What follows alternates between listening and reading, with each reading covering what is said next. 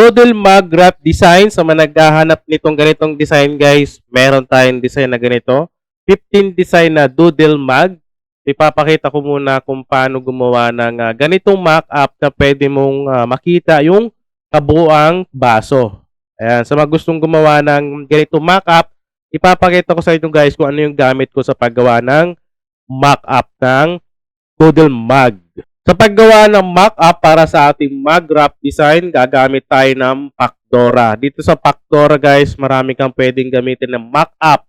Ayan, meron din sila mga die-line templates.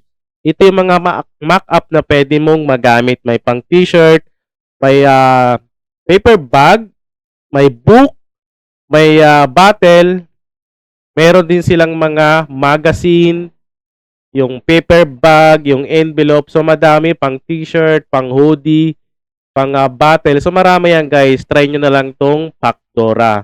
Ayan. So, meron din silang die-line template. Sa mga naghahanap ng template, marami yan sa mga gobble box, mga box, mga paper bag. So, madami yan.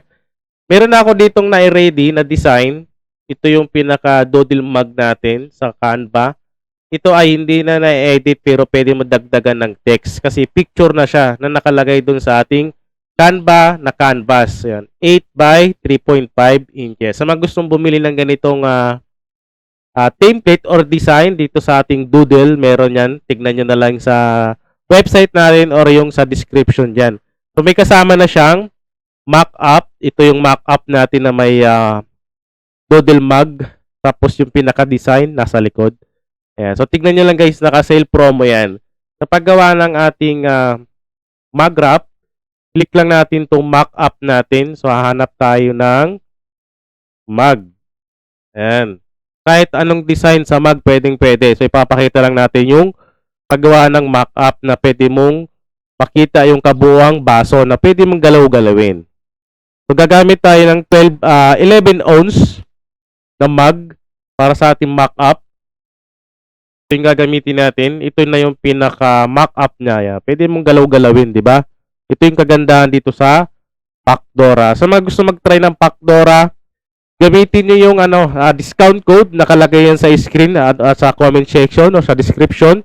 20% din yan guys sa mga gusto mag-try ng Pakdora. Tignan nyo lang yung pricing. Parang Canva din naman yan. May monthly. Pero din sa Pakdora, marami kang magamit. So, lalagay tayo ng design. So, ito yung mga ginawa ko. So, meron pa siyang kasamang Father's Day. Tamang-tama, lapit na yung Father's Day. Kahit hindi Father's Day, pwede ka gumawa ng ganitong mug na pwede mong iregalo sa fathers mo or sa mga tito. Ayan, pwedeng-pwede yan. Sa mga kuya. So, paglagay ng design, makikita mo kaagad yung pinaka-mock-up niya. Ayan, no? Na pwede mo siyang i-adjust. Ayan. So, na-adjust siya, guys. Nakikita yung kabuuan ng baso. Yung kagandahan ng Pakdora. So, dito sa baba, meron siyang sobra. Adjust natin. Ayan. So, sa taas, ganun din. Na-adjust naman yan eh. Ayan, no? Di ba? Oh, ito na yung pinaka mock-up natin sa ating doodle mug. So, pag export nito or pag-save, click mo lang tong save para mag-save siya ng mga mock-up, picture, video, or yung pinaka-link niya. Ayan. So, dito, pwede mo siyang ikot-ikotin. Ayan, no? Makikita mo kagad yung pinaka-details niya, guys. Di ba? Ayan, no? Ayan. So, click mo lang itong export.